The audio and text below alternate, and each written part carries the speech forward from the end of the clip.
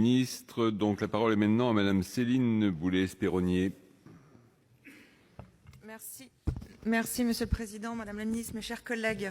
Selon l'Agence parisienne du climat et Météo France, la ville de Paris va être particulièrement impactée par le dérèglement climatique.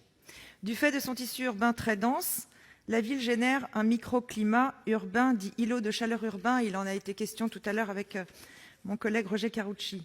Les augmentations de température de 2 à 4 degrés prévues d'ici 2050 et les canicules de plus en plus fréquentes seront donc encore plus difficilement vivables par les Parisiens.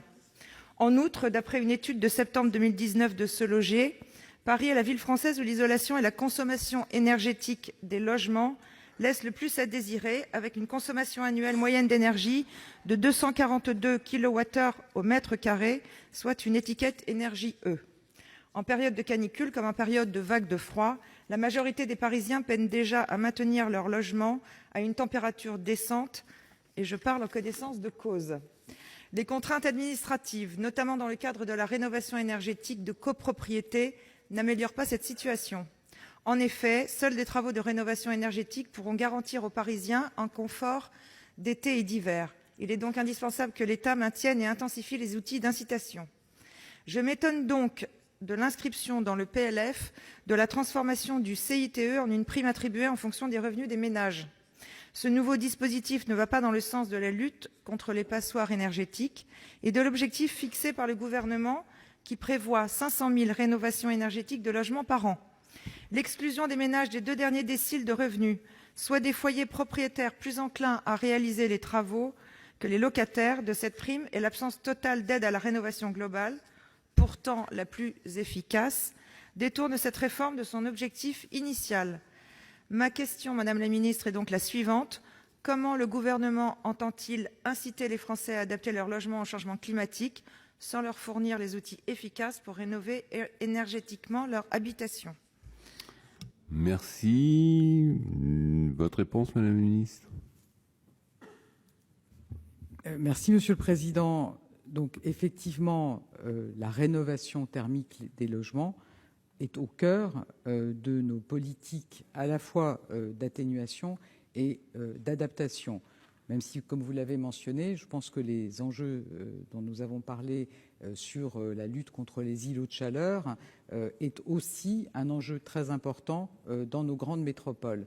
Mais je peux vous assurer de la détermination du gouvernement à avancer sur ces enjeux de rénovation énergétique des bâtiments.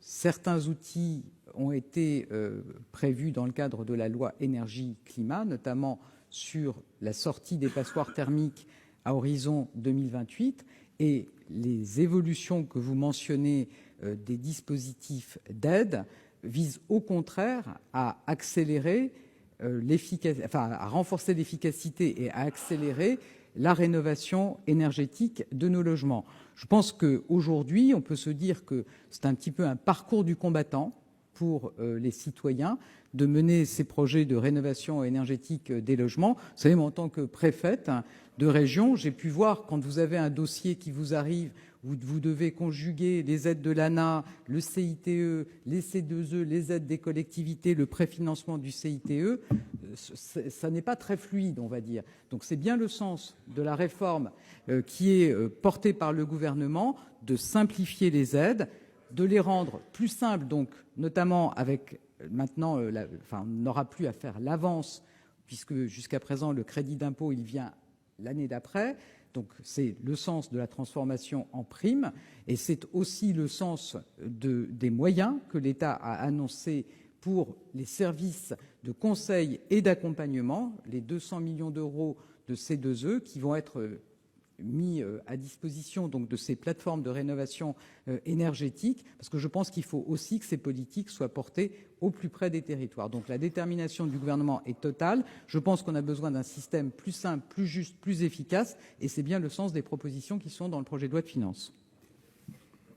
Merci, Madame la Ministre. Donc la parole est